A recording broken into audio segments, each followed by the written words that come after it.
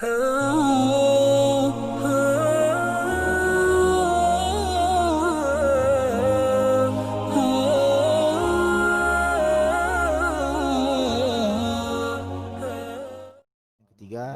apa itu ayat mutasyabihat, ya, dan apa dalilnya dalam Al-Qur'an?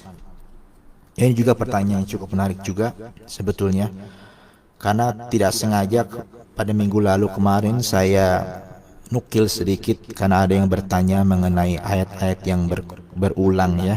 Maka sekarang ditanya lebih detail lagi mengenai apa itu ayat mutasyabihat dan dalilnya dalam Al-Hadis. Baik, maka yang saya bawakan sekarang saya akan coba jelaskan apa itu ayat mutasyabihat lebih detail dan juga dalilnya. Yang pertama dalilnya, ya. Dalil mutasyabihat ini disebutkan dalam Al-Qur'an beberapa kali.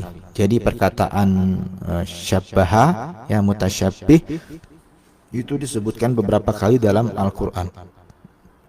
Dan salah satunya juga adalah yang betul-betul menunjukkan kepada ayat itu sendiri. Jadi ada mutasyabihat yang menunjukkan kepada hal-hal yang tidak berhubungan dengan ayat Al-Quran, tapi ada mutasyabihat yang memang khas Allah menjelaskan bahwa ada ayat dalam Al-Quran yang mutasyabihat. Antum semua bisa melihat pada surat Ali Imran, ya, ayat 7, di mana Allah menjelaskan huwallazi anzala 'alaikal kitab minhu ayatun muhkamatun hunna ummul kitabi wa ukharu mutasyabihat.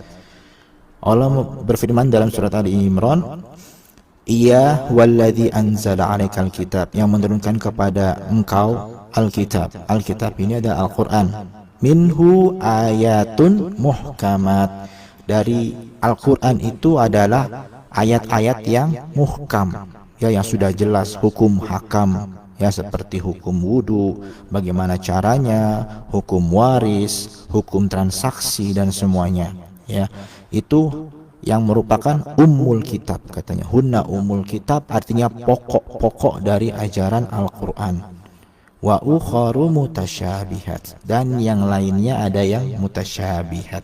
Mutasyabihat di sini barulah diartikan oleh para ulama dalam beberapa tafsiran, ya.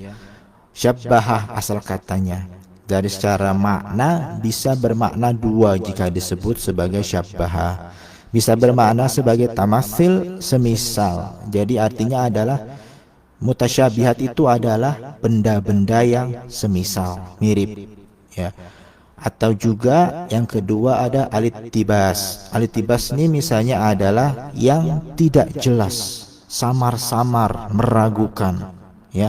Dua-duanya juga diambil dari penjelasan yang merupakan ayat Al-Quran, yang dimana pada akhir makhluk pertama suratul Baqarah, ya, dikatakan wa utubihi mutasyabihat, ketika Allah menjelaskan memberikan rezeki kepada orang-orang penghuni surga dan juga buah-buahan, dan Allah juga mengatakan wa utubihi mutasyabihat. Jadi semasa di dunia diberikan yang buah-buahan yang seperti ini, maka di akhirat juga akan diberikan yang semisalnya, yang serupa. Jadi misal diberikan pisang di dunia, di akhirat nanti juga pisang, tetapi pisangnya mungkin tidak sama jenisnya, tidak sama rasanya, tapi kita secara penampakan mengenalinya dengan pisang juga, ya, lebih kurang seperti itu.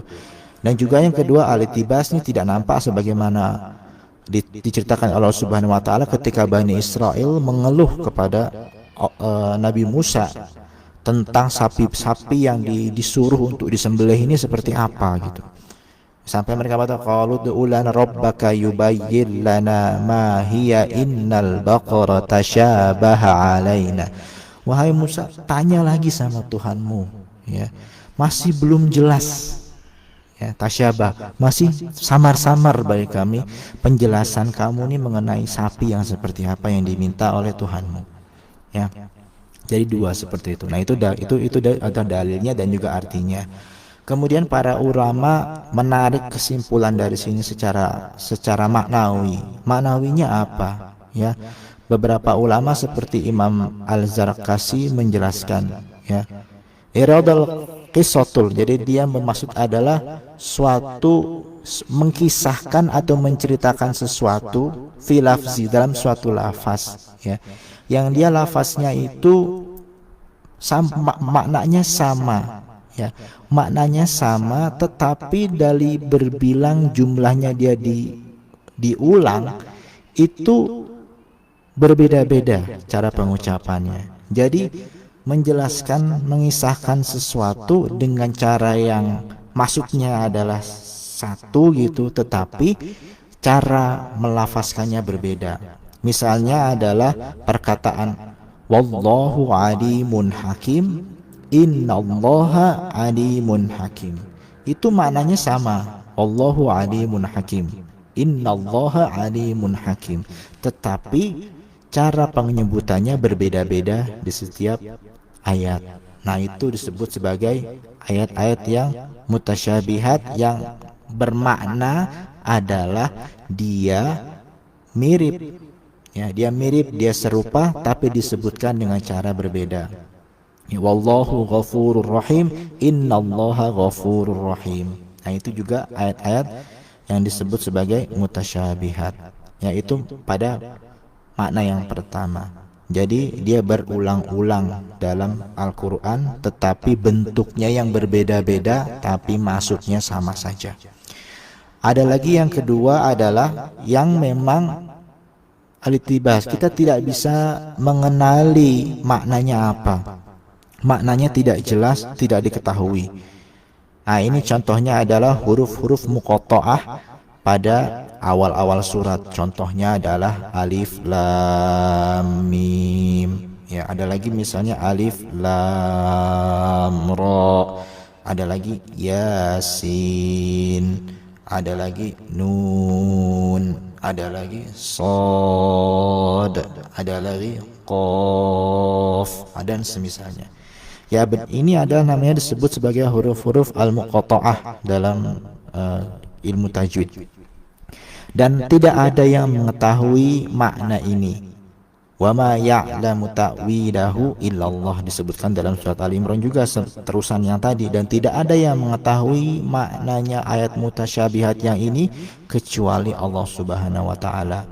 Ya, jadi kita tidak usah mencoba untuk mengulik-ulik maknanya, mencari-cari maknanya, karena Allah sebutkan hanya orang-orang yang hatinya cenderung kepada kesesatan, yang mencari-cari makna ayat mutasyabihat.